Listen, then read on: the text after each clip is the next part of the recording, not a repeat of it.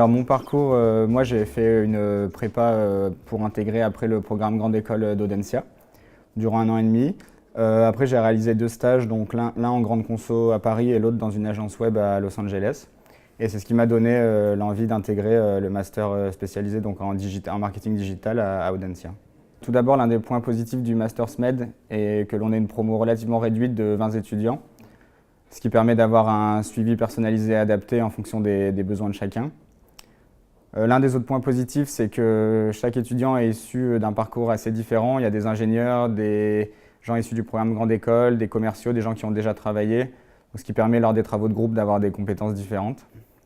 Et enfin, je trouve qu'il y a un très bon équilibre entre la partie théorique et la partie pratique, car on travaille sur de nombreux cas pour des intervenants et pour des entreprises réelles, on va dire.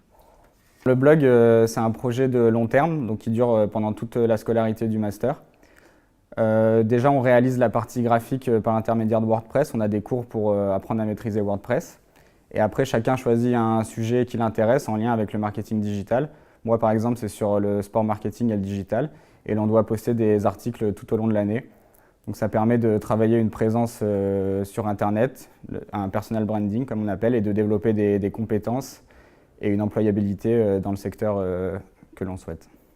À la sortie du master, je vais réaliser un stage en consulting dans une entreprise qui s'appelle CGI. Et donc ça sera un stage de consultant en transformation digitale pour une entreprise de grande consommation qui va porter sur la refonte du site e-commerce.